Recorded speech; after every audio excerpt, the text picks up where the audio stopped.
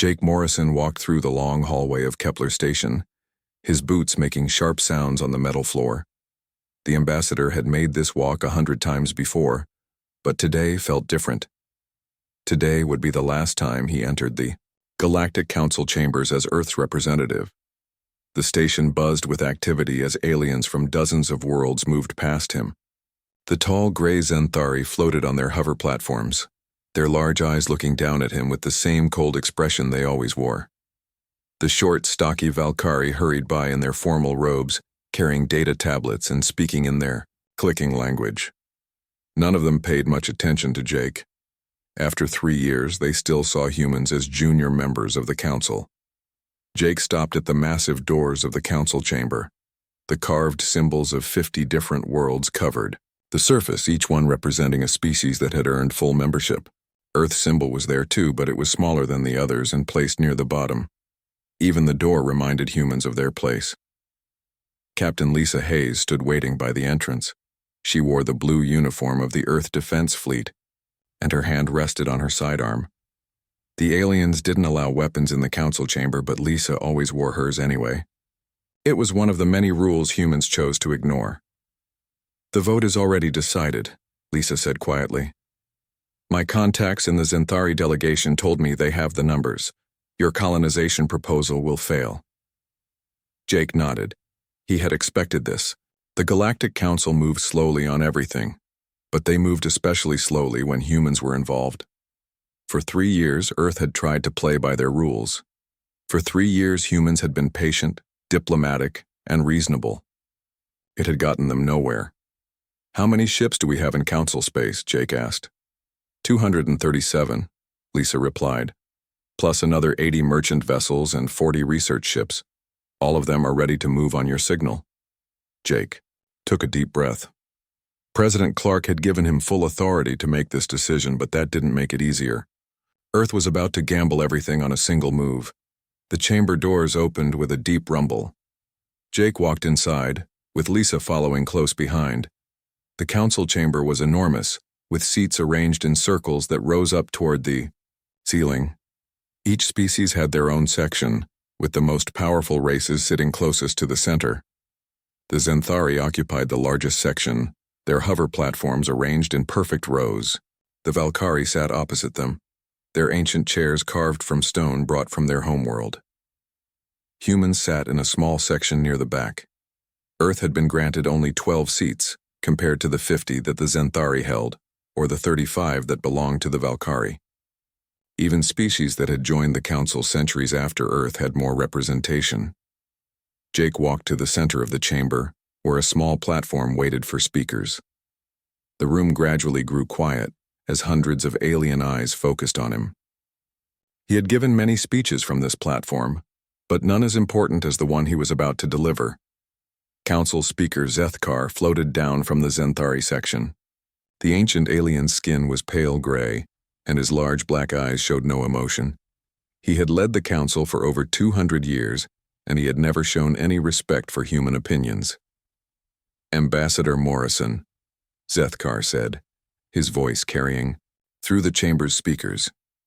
"We are prepared to hear Earth's final statement on the Outer Rim colonization proposal." Jake looked up at the alien faces surrounding him. After 3 years, he knew most of them by sight. He knew which ones considered humans to be dangerous warmongers. He knew which ones thought humans were too primitive for galactic society. He knew which ones simply didn't care what happened to Earth.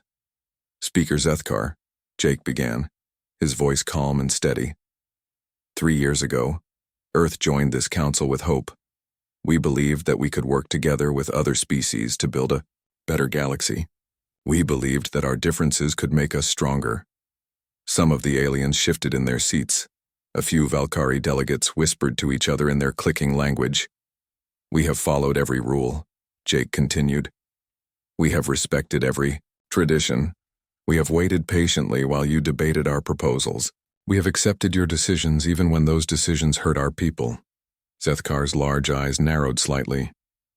"Ambassador Morrison, please state your position on the colonization proposal." Jake ignored the interruption. "Today, you will vote down our proposal to establish joint colonies in the Outer Rim. You will do this not because the proposal is bad, but because humans suggested it. You will do this because you believe that humans are too young, too aggressive, too different, to deserve equal treatment. Murmurs spread through the chamber. The Zenthari delegates remained silent, but Jake could see anger in their expressions. The Valkyrie were more open in their displeasure, with several standing up in their seats. You are correct, Ambassador, Zethkar said, his voice cold. Humans are too impulsive and warlike to deserve full membership in this council. Perhaps in another century, when your species has learned wisdom, we will reconsider.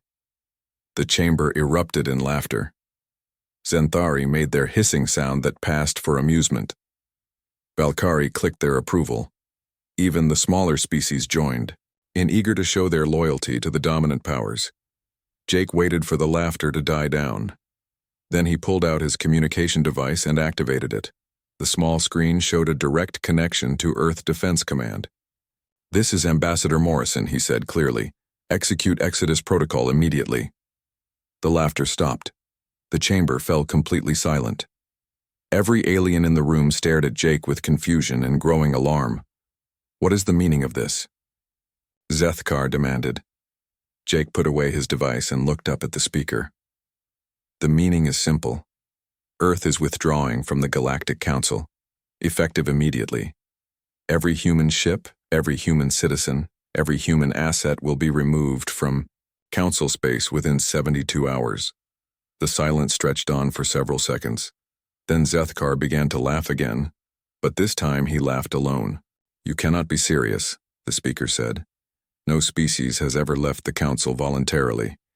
You will be back within a month, begging for readmission. Jake smiled for the first time in months. We'll see about that. He turned and walked toward the exit, with Lisa beside him. Behind them, the chamber exploded into chaos as hundreds of aliens began talking at once. Some demanded that Jake return to explain himself. Others laughed at what they saw as a childish tantrum. A few seemed worried about what this might mean. Jake didn't look back. He had work to do. Dr. Amy Carter packed the last of her research files into a sealed container. Her laboratory on Kepler Station had been her home for 4 years, but now it felt empty and cold. The quantum healing project that had consumed her life was being abandoned, left behind like everything else humans had built in council space. Her Zenthari assistant, Veltar, watched from the doorway.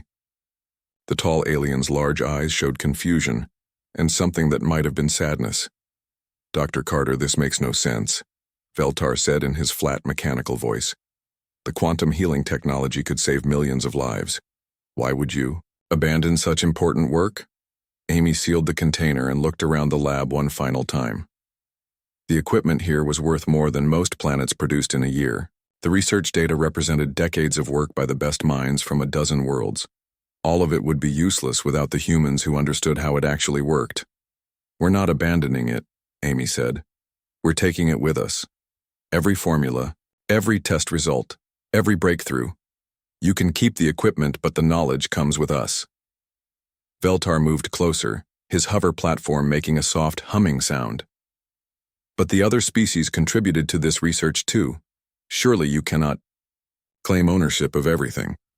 Amy picked up her container and walked toward the door. The other species provided funding and materials. Humans provided the ideas. Without us, you have very expensive machines that you don't know how to operate. She left Veltar standing in the empty laboratory and walked through the corridors of the research section. Other human scientists were doing the same thing she was, packing up years of work and preparing to leave. The aliens they passed looked confused and worried, but none of them tried to stop the exodus. 6 months later, the first signs of trouble began to appear. Commander Tony Rodriguez sat in his captain's chair aboard the Earth vessel, New Horizon, reading reports from across Council space. The independent fleet had grown rapidly since Earth's departure from the Council. Ships that had once patrolled Council trade routes now protected human colonies in the Outer Rim. Sir, we're receiving another distress call, his communications officer said. This one is from the Valkyrie merchant ship Golden Prophet. They're requesting immediate assistance with a pirate attack. Tony looked at the star chart on his main screen. The attack was happening in the Kepler system, right in the heart of Council space. 6 months ago, human patrol ships would have responded within hours. Now the nearest Council security force was 3 days away. "Send them our standard response," Tony ordered. "Earth Defense Force vessels no longer operate in Council space. They should contact their local security forces for assistance." The communications officer nodded and sent the message. It was the same response they had given to dozens of similar requests. Pirates had become bold since the human exodus, striking at merchant ships that no longer had adequate protection. On Proxima 7, the industrial heart of Council space, factory supervisor Ketlon watched his production numbers with growing alarm. The massive manufacturing complex had once produced starship components for the entire galaxy, but efficiency had dropped by 40% since the humans left. The problem was not with the workers or the machines. The problem was with the systems that controlled everything. Human engineers had designed automated processes that increased production while reducing waste. They had created scheduling algorithms that perfectly balanced supply and demand. They had built quality control systems that caught defects before they became expensive problems. Now those systems were failing, one by one. The Kelton technicians, who had worked alongside the humans, could operate the equipment, but they didn't understand the underlying principles. When something went wrong, they had no choice but to shut down entire production lines. Ketlon activated his communication device and tried to contact the human engineer who had designed the main production system. The call failed to connect. According to the directory, Sam Phillips now worked for Earth Industrial Development, and his office was located somewhere in human space. The factory supervisor stared at his production reports and wondered how long the complex could continue operating without human expertise. Dr. Yexhai had been the chief medical officer on the Council world of Centauri Prime for over 30 years. She had seen plagues, accidents, and wars, but she had never seen anything like the medical crisis that was developing across Council space. The problem had started small. A few cases of genetic instability in the outer colonies. Some unusual organ failures in the Valkyrie population. A strange virus that seemed to attack both biological and digital systems at the same time. Individually, these problems were manageable. Together, they pointed to something much worse. The quantum healing technology that Dr. Carter had been developing could have solved all of these issues, but the research had left with the humans. Dr. Yexhai tried to contact Amy Carter directly, but her messages were returned with a simple note that Dr. Carter was no longer available for consultation with Council medical facilities. The Zenthari doctor looked at the growing stack of medical emergency reports on her desk and realized that the Council's medical system was slowly collapsing. Without human innovation and expertise, they were falling behind problems that were growing worse every day. Captain Beth Turner guided her merchant ship through the debris field that had once been a thriving trade station. The Nexus Point facility had been destroyed in a pirate attack 3 weeks ago, and no one had bothered to clean up the wreckage. Beth's ship, the Free Trader, was one of many human vessels that now operated independently in the space between Council territory and human colonies. The profits were good because desperate Council worlds were willing to pay premium prices for human goods and services. "Captain, we're receiving a priority message from New Geneva," her communications officer reported. "It's from the Council Trade Commission. They're asking if we would consider establishing regular supply runs to Council worlds." Beth smiled. Before the Exodus, human merchants had been restricted to certain trade routes and required to pay heavy taxes on their profits. Council regulations had made it almost impossible for human businesses to compete with established alien corporations. "Tell them we'll consider their proposal," Beth said. "But remind them that we now operate under Earth trade law, not Council regulations. Our prices have gone up significantly since we left." The communications officer sent the message and waited for a response. When it came back, Beth was surprised to see that the Council was willing to accept almost any terms for regular human trade services. Speaker Zethkar floated in his private chambers, reading reports that grew worse each day. The Council's military forces had suffered 3 major defeats in the past month. The Krex Empire, emboldened by the absence of human tactical expertise, had begun testing Council defenses along the border. The economic situation was even worse. Trade routes that had, operated smoothly for centuries, were breaking down. Merchant ships were being attacked with increasing frequency, and the Council's security forces were spread too thin to provide adequate protection. But the most troubling reports came from the medical and scientific communities. Research projects that had been progressing steadily for years had ground to a halt. Medical facilities were reporting equipment failures and treatment complications that they couldn't solve. Zethkar had always believed that the Council's strength came from its diversity, from the contributions of many different species working together. But now he was beginning to understand that humans had contributed far more than anyone had realized. The ancient Zenthari activated his private communication system and tried to contact Ambassador Morrison. The call was blocked by Earth's diplomatic protocols. A message appeared on his screen stating that Earth no longer maintained formal diplomatic relations with the Galactic Council. Zethkar stared at the message for a long time, wondering if he had made the biggest mistake in Council history. General Krexter stood on the bridge of his flagship, watching 3 Council worlds burn on his tactical display. The invasion had been easier than he had dared to hope. The Galactic Council's defenses, once considered impregnable, had collapsed in less than a week. "Sir, the Zenthari Third Fleet is requesting terms of surrender," his tactical officer reported. "Their commander says they cannot continue fighting." Krextar smiled, showing rows of sharp teeth. The Krex Empire had waited centuries for this opportunity. The Council had always been protected by human military advisors who understood the true nature of warfare. Without them, the peaceful aliens had proven to be helpless against a determined enemy. "Accept their surrender," Krextar ordered. "But continue the advance. We will take as many worlds as possible before they can reorganize." The Krex general had studied human military tactics for years, learning from the conflicts where human advisors had defeated his people. Now he was using those same tactics against an enemy that had foolishly sent away their best military minds. On the Council world of Vega Prime, panic filled the streets as news of the Krex attacks spread. The Planetary Defense Force had abandoned their positions after receiving reports of the fleet defeats. Without human tactical support, they had no idea how to fight an enemy that refused to follow the Council's rules of civilized warfare. Governor Texwan tried to maintain order, but his security forces were overwhelmed. Riots had broken out in 3 major cities as different species blamed each other for the military disasters. The careful political balance that had maintained peace for decades was crumbling. Engineer Sam Phillips sat in his new office on Luna Station, monitoring the quantum communication network he had built for the Galactic Council. The system was failing rapidly, just as he had predicted it would. The network relied on precisely calibrated quantum transmitters that required constant adjustment to maintain connection across interstellar distances. Sam had designed automated systems to handle most of the maintenance, but the alien technicians had never learned to repair the equipment when it broke down. "Sir, we're losing another relay station," his assistant reported. "That's the 15th one this month.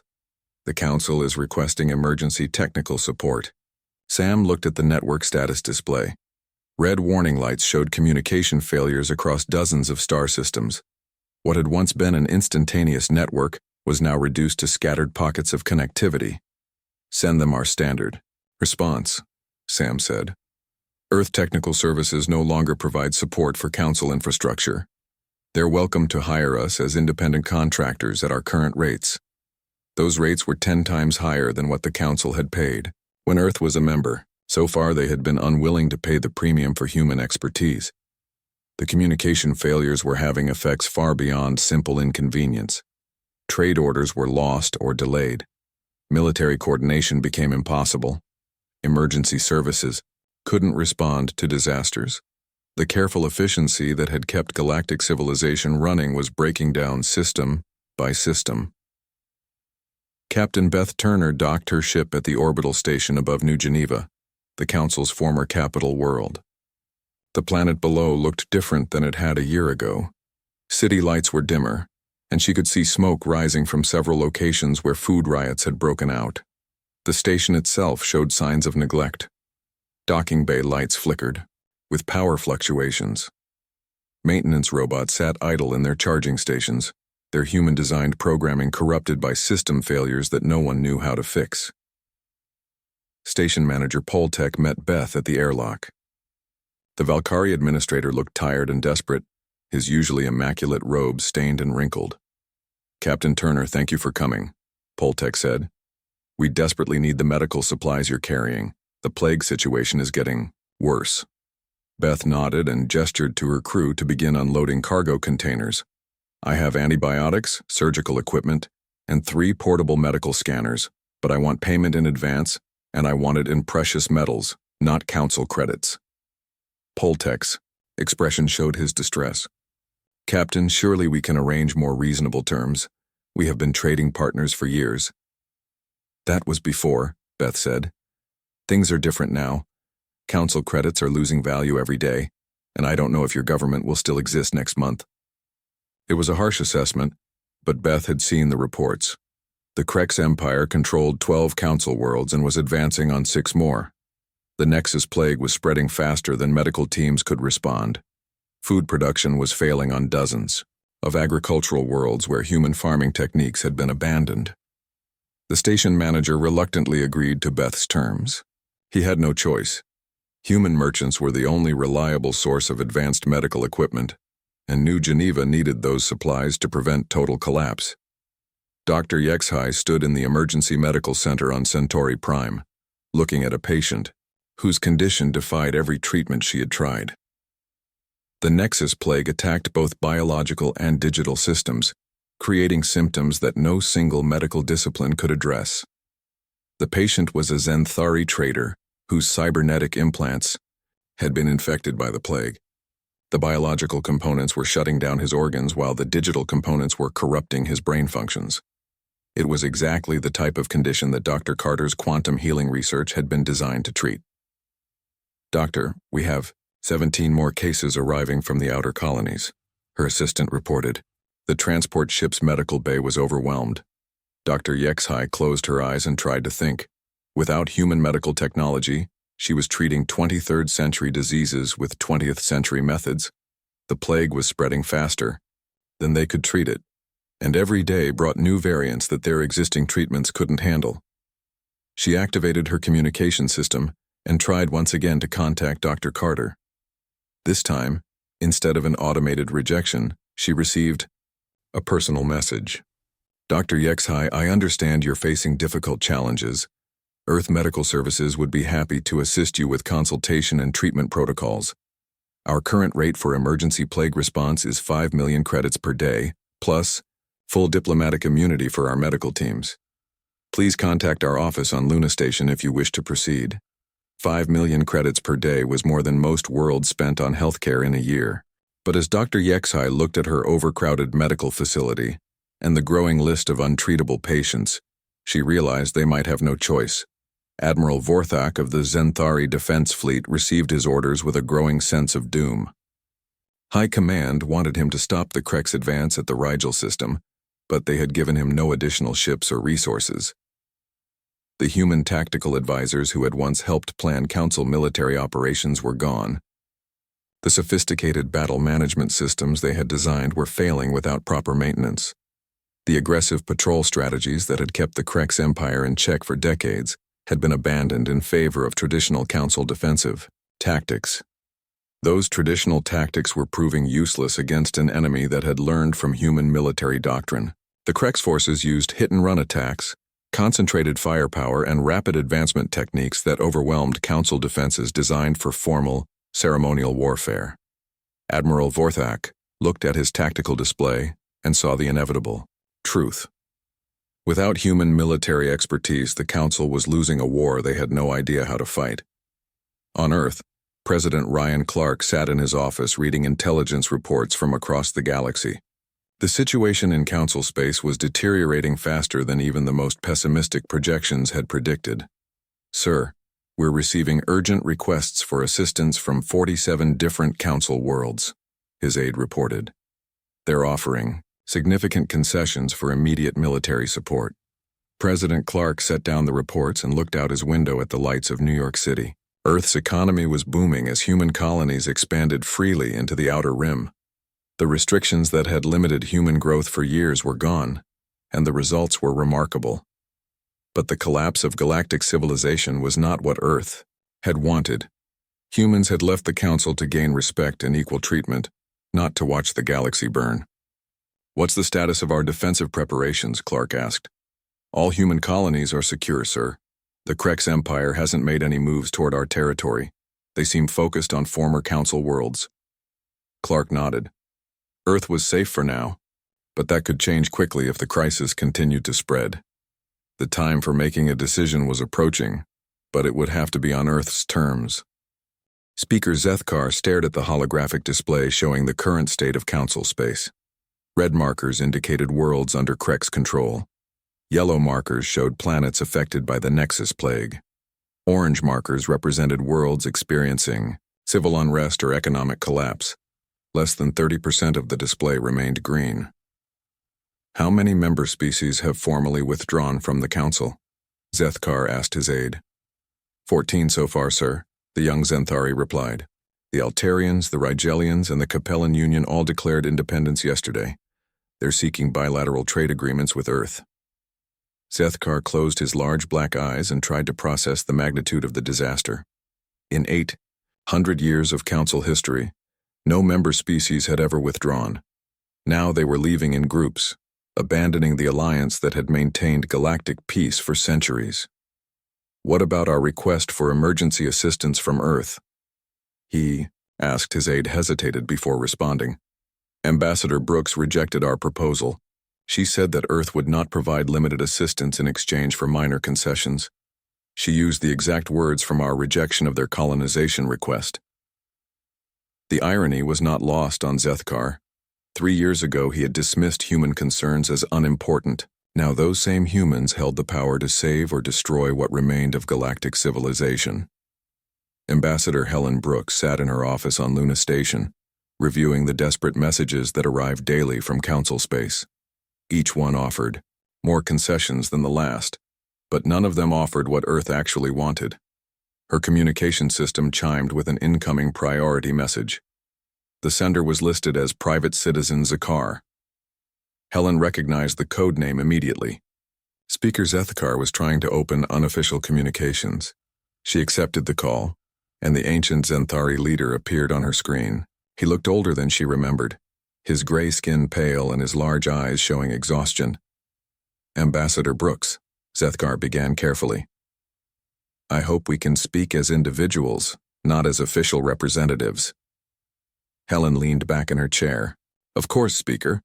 Though I should mention that everything you say will be reported to President Clark." Zethkar nodded. "I understand.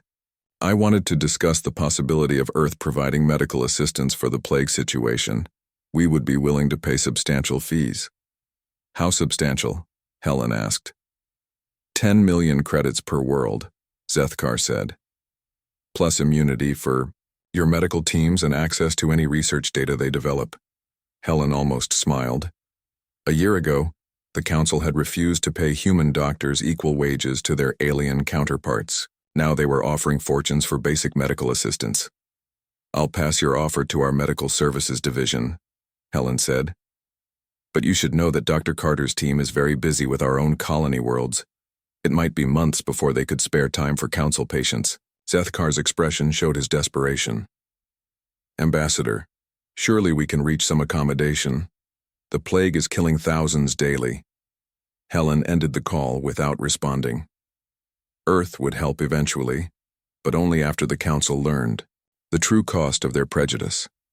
Lieutenant Colonel Mike Santos crouched behind a pile of rubble on the planet Xerion, watching through his binoculars as Krex soldiers executed civilian prisoners. His reconnaissance team had been observing the occupied world for 3 days, documenting the brutality that followed in the wake of Krex conquest. "Sir, we've confirmed reports from 6 other worlds," Sergeant Davis whispered. "The Krex are using the same tactics everywhere. Mass executions, forced labor camps, complete destruction of local governments." Mike lowered his binoculars and activated his secure communicator. "Command, this is Recon 7. The situation here is worse than our intelligence indicated. The Krex aren't just conquering these worlds, they're destroying entire civilizations.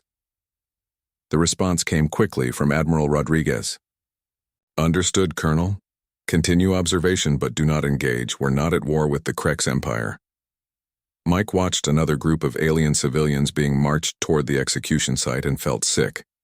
Earth's policy of non-interference made strategic sense, but it was hard to maintain when witnessing genocide. Sir, Sergeant Davis said quietly, those people down there used to call us warmongers.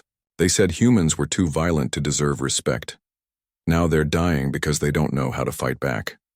Mike nodded grimly. The council species had lived in peace for so long that they had forgotten how to defend themselves. Without human military advisors, they were helpless against an enemy that understood the true nature of warfare. Dr. Amy Carter stood in her new laboratory on Mars Colony, studying the latest data on the Nexus plague. Her team had been working around the clock to develop treatments, but their efforts were focused on protecting human populations, not helping the council. Dr. Carter, we're receiving another urgent request from Centauri Prime, her assistant said. Dr. Yexhai is offering to share all their medical research if we'll provide immediate assistance. Amy looked at the plague samples in her containment unit. She had already developed a cure, but it required quantum healing technology that only humans possessed. The treatment could save millions of lives across council space. What are President Clark's current orders regarding medical assistance? Amy asked. No aid to council worlds without full diplomatic agreements, her assistant replied. The president wants complete political concessions before we provide any critical assistance. Amy understood the political necessity, but it was difficult to withhold life-saving treatment from dying patients. The Hippocratic Oath didn't distinguish between human and alien lives. She made a decision that would remain secret for years. A small package of medical data was transmitted to an independent freighter captain, with instructions to deliver it anonymously to Dr. Yexhai. It wasn't a cure, but it would help reduce plague mortality by 30%. Director Grace Campbell, of Earth Intelligence Services, read the intercepted communications with growing alarm. The Council's emergency reserves were nearly depleted. Their military forces had suffered catastrophic losses. Their trade networks had collapsed. But the most disturbing intelligence came from the Andromedan Empire, an ancient civilization that had remained neutral for over 1,000 years. The Andromedans were mobilizing their fleets for the first time in centuries, and their destination appeared to be council space. Grace activated her secure line to President Clark. Sir, we have a situation. The Andromedans are moving, and our analysts believe they're planning to intervene in the current crisis. What's their likely objective? Clark asked. Unknown, sir, but they've never mobilized this many ships before. If they're planning to restore order to the galaxy, they might see Earth as a threat to stability.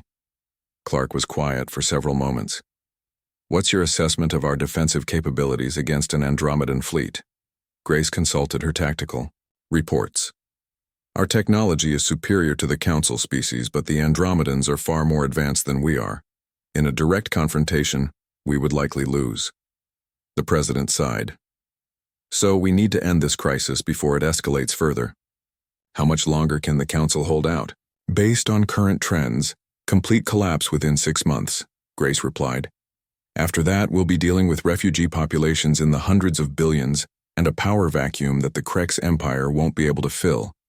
Admiral Tony Rodriguez received an urgent message from Earth Command while his fleet patrolled the border between human and former council space. The orders were simple but troubling. Prepare for possible contact with Andromedan forces. The Andromedans had been a distant legend for most of his career. They were the oldest known civilization in the galaxy, possessing technology that made even human innovations look primitive. If they were finally emerging from their isolation, it meant the current crisis had reached levels that threatened galactic stability. Tony studied the tactical data on Andromedan capabilities. Their ships could travel faster than anything else in known space. Their weapons could destroy planets. Their defensive systems had never been successfully breached. If the Andromedans decided that humanity was responsible for the current chaos, Earth's independence could end very quickly. Speaker Zethkar stood before the emergency session of the remaining council members.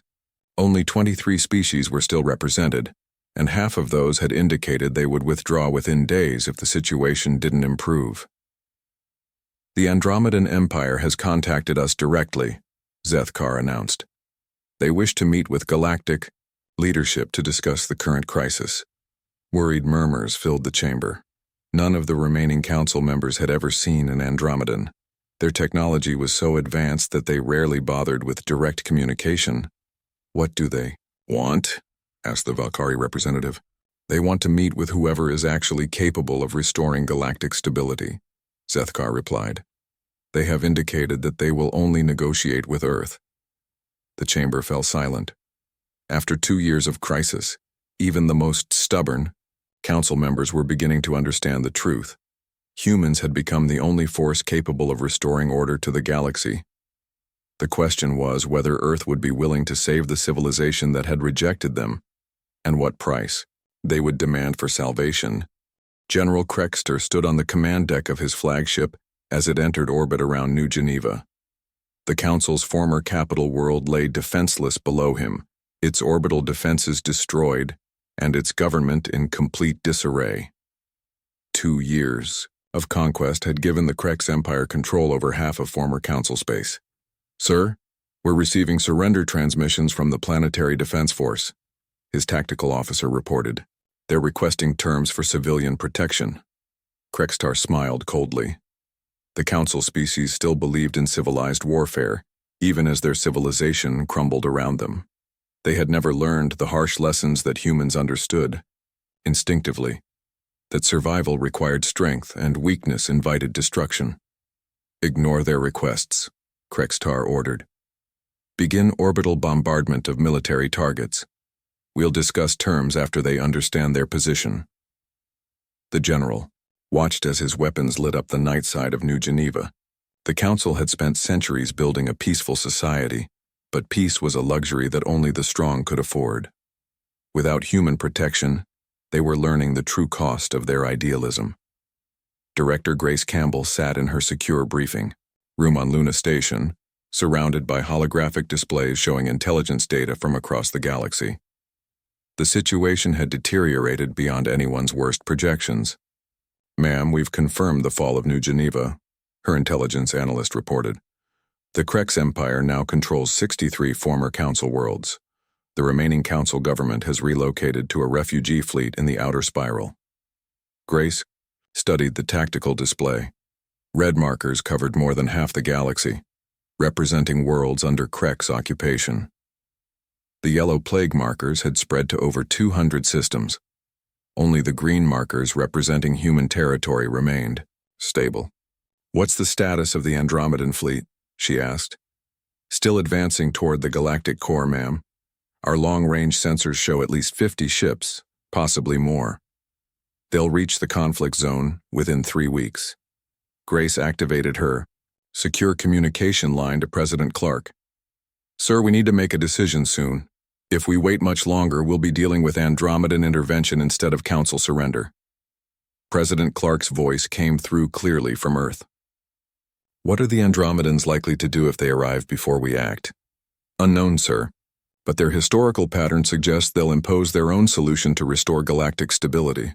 That could mean forced peace, mandatory government restructuring, or worse. Clark was quiet for several moments. How quickly could we mobilize a response force if the Council formally requests our assistance? Grace consulted her military readiness reports. Admiral Rodriguez has 200 ships positioned along our borders. Dr. Carter's medical teams could be deployed within days. Our engineering corps could begin infrastructure repairs immediately. We could have the plague contained within 6 months and the Krex advance stopped within 3. At what cost? Clark asked.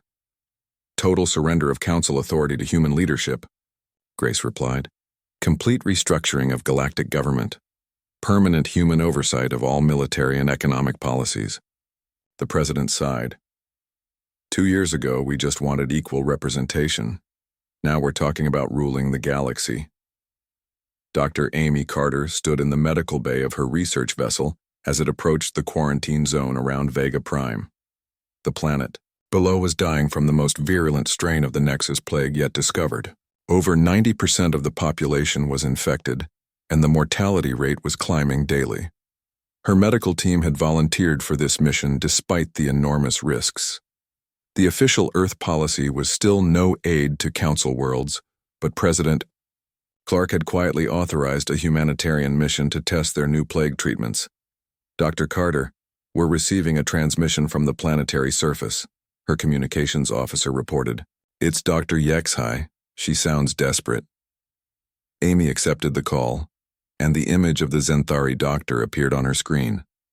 Dr. Yexhai looked terrible, her gray skin mottled with plague symptoms, and her large eyes showing the exhaustion of someone who had worked without rest for weeks. Dr. Carter, thank you for coming, Yexhai said weakly. We have over 2 million infected patients and no effective treatments. Our medical facilities are overwhelmed. Amy looked at the plague data, scrolling across her screen. The situation was worse than their intelligence had indicated. Without immediate intervention, Vega Prime would become a dead world within months. Dr. Yexhai, I need you to understand something, Amy said carefully. We can save your world, but this won't be a simple medical mission. Earth is no longer bound by Council protocols. We'll help you, but we'll do it our way. The Zenthari doctor nodded quickly. Whatever you need, we'll accept any conditions. Amy began preparing her medical teams for planetfall. This mission would serve as a demonstration of human capabilities, showing the galaxy exactly what Earth could accomplish when given full authority.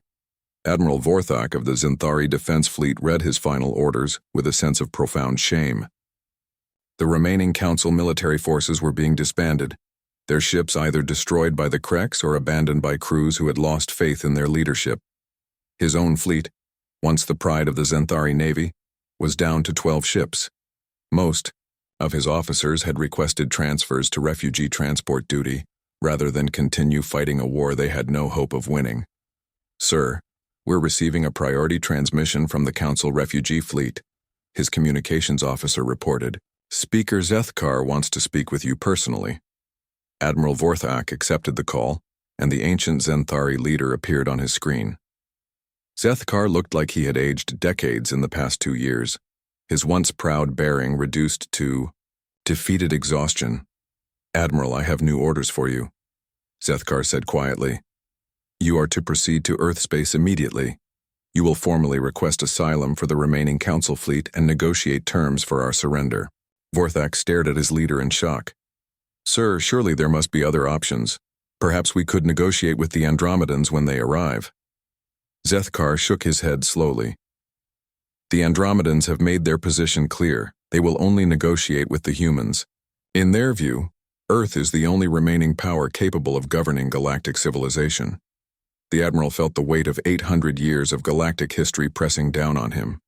The Galactic Council, once the greatest alliance in known space, was formally surrendering to the species they had dismissed as too primitive for membership. Captain Beth Turner's merchant ship was intercepted by an Andromedan vessel while traveling through neutral space. The alien ship was unlike anything she had ever seen, its hull seeming to bend light around it and its size dwarfing even the largest human battleships. Captain, they're requesting permission to come aboard, her communications officer reported, his voice showing the fear they all felt. Beth had heard stories about the Andromedans, but no one had actually seen one in over a century. They were the oldest known civilization, possessing technology that seemed almost magical to younger species. Grant permission, Beth ordered, but keep our weapons powered and ready. The Andromedan who materialized in her cargo bay was tall and graceful, with features that seemed to shift slightly as Beth looked at them. When they spoke, their voice came from everywhere and nowhere at once. Captain Turner, I am Envoy Kethron of the Andromedan Empire. We wish to discuss the current galactic situation with human leadership. Beth tried to maintain her composure. I'm just a merchant captain. You need to contact Earth's diplomatic corps if you want to talk to our government, the Andromedans. Expression showed something that might have been amusement. Captain, we have observed human capabilities throughout this crisis. Your species demonstrates the qualities necessary for galactic leadership, adaptability, efficiency, and the willingness to make difficult decisions. What does that mean? Beth asked. It means that the Andromedan Empire formally recognizes Earth as the legitimate authority over this region of space, Kethran replied. We will not intervene in the current crisis, but we expect humans to restore stability and maintain it. Beth felt the implications of those words. The most advanced civilization in the galaxy had just given humanity permission to rule half the known universe. The responsibility was staggering. Speaker Zethkar's transport ship approached Earth orbit, carrying the formal surrender documents that would end the Galactic Council's existence. The ancient Zenthari leader looked out at the blue planet that had once been considered a minor backwater world. Now Earth was the center of galactic civilization, its colonies thriving while council space burned. The humans had proven that dismissing them had been the greatest mistake in galactic history. Zethkar activated his communication system and sent a message to President Clark. The Galactic Council formally requests Earth's assistance in ending the current crisis. We are prepared to accept any terms you consider necessary. The reply came quickly. Your delegation will be received at the United Nations building in New York. Come prepared to discuss the complete restructuring of galactic government under human authority. President Ryan Clark stood at the window of his office in the rebuilt United Nations building, looking out at New York Harbor where the lights of Earth's expanding space fleet reflected on the water. In 3 hours, he would meet with the surviving leaders of the Galactic Council to negotiate the terms that would reshape galactic civilization. Secretary of State Jake Morrison entered the office carrying a thick folder of documents. The former ambassador who had walked out of the council chambers 3 years ago now held the power to determine the fate of hundreds of worlds. The Zenthari delegation has arrived, Jake reported. Speaker Zethkar looks like he's aged 20 years since I last saw him. The other species representatives are even worse. They're completely broken. Clark turned from the window and took the folder. Inside were the terms that Earth's best minds had spent months developing. The new Terra Accords would create a galactic government unlike anything that had existed before. Any word from Admiral Rodriguez about the military situation? Clark asked. The Krex advance has stalled, Jake replied. Our intelligence suggests they're having supply problems and internal disagreements about how far to push. They know we're negotiating with the Council, and they don't want to provoke us into direct action. Clark nodded.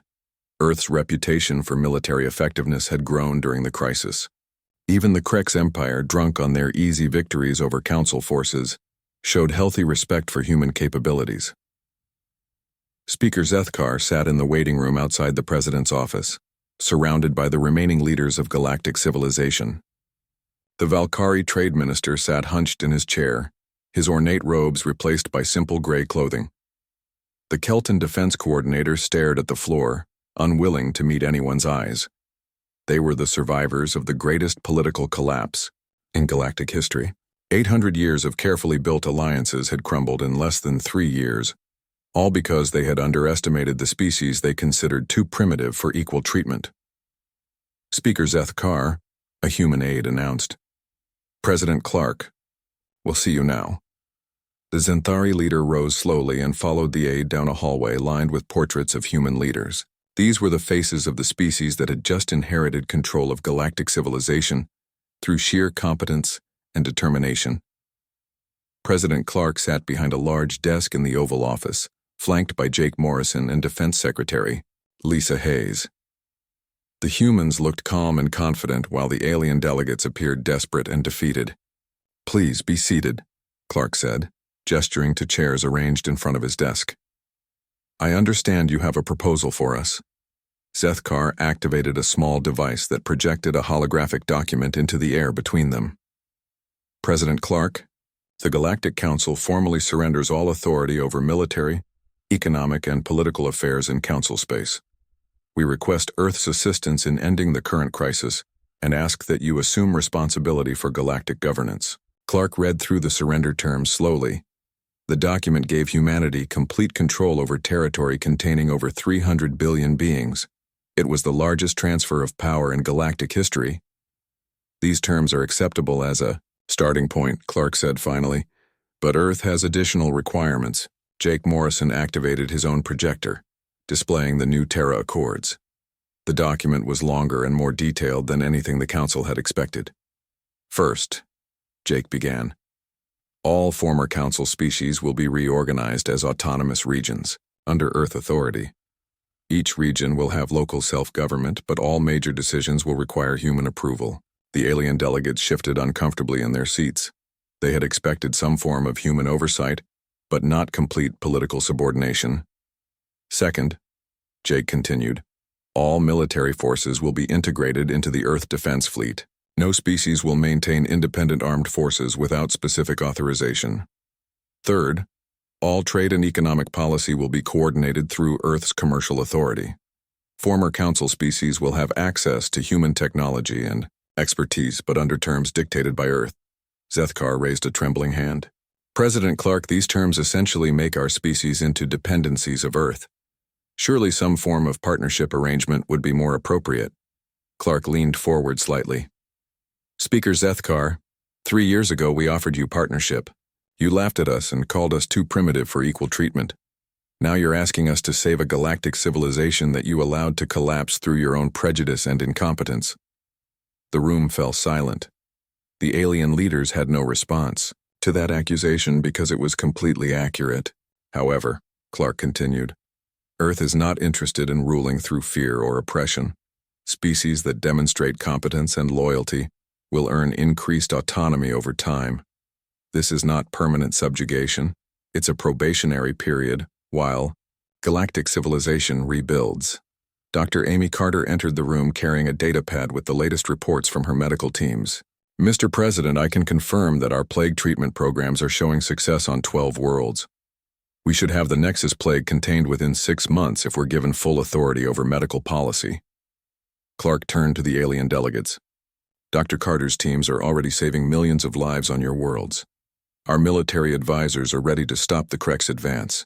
Our engineers can rebuild your communication networks and industrial systems. But we will only do this under our terms, with our methods, and with our authority. The Valkyrie Trade Minister finally spoke. What happens to our existing governments and institutions? Lisa Hayes answered. Local governments remain in place for day-to-day administration. Your courts handle local legal matters.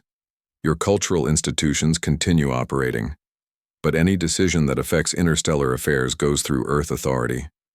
What about our economic systems? The Kelton representative asked. Existing trade relationships continue, but under new regulations designed to prevent the economic chaos we've witnessed, Jake replied. Earth's commercial authority will provide stability and growth opportunities that the old council system never offered. Zethkar looked at his fellow delegates and saw the same resignation in their eyes that he felt. They had no choice. The alternative to human rule was complete galactic collapse. We accept your terms, Zethkar said quietly. When can your forces begin operations against the Krek's Empire? Clark smiled for the first time during the meeting. Admiral Rodriguez's fleet is already moving. Our advance forces will engage Krek's positions within 72 hours. Dr. Carter's medical teams will begin expanded operations immediately. The galaxy will start healing very quickly. The signing ceremony took place in the main assembly hall of the United Nations building. Representatives from 47 surviving council species added their signatures to the new Terra Accords, formally ending the Galactic Council and creating the Earth Authority. Jake Morrison stood at the podium, where he had once represented Earth as a junior member of an alien alliance. Now he spoke as the Secretary General of Galactic Civilization. Today marks the beginning of a new era, Jake announced. The old system of government by committee and rule by consensus has failed. The new system will be based on competence, efficiency, and results. He paused and looked at the alien delegates in the audience. To our former council colleagues, I want to be clear about something. We did not seek this responsibility. You gave it to us through your own failures, but now that we have it, we will exercise it effectively. 6 months later, Admiral Tony Rodriguez stood on the bridge of his flagship as Krek's forces surrendered at the Battle of Rigel. The enemy empire had collapsed faster than anyone had predicted once they faced organized resistance, led by human tactical doctrine, Sir, General Krextar is requesting terms for his personal surrender, his communications officer reported. Tony looked at the tactical display showing the scattered remains of the Krex fleet. Tell him he can surrender to the Earth Authority, military commission on Vega Prime. They'll determine appropriate war crimes charges. The Krex Empire had learned the same lesson as the Galactic Council. Underestimating humanity was a fatal mistake. Dr. Amy Carter walked through the rebuilt medical facility on Centauri Prime, checking on patients who had survived the Nexus Plague. The quantum healing technology that the Council had dismissed as too dangerous had saved over 50 million lives in the past 6 months. Dr. Yexhai approached her, looking healthier than she had in years. Dr. Carter, I wanted to thank you again. For everything your teams have accomplished, the mortality rate has dropped to less than 2%. Amy nodded. That's what we do, Dr. Yexhai. We solve problems instead of forming committees to discuss them.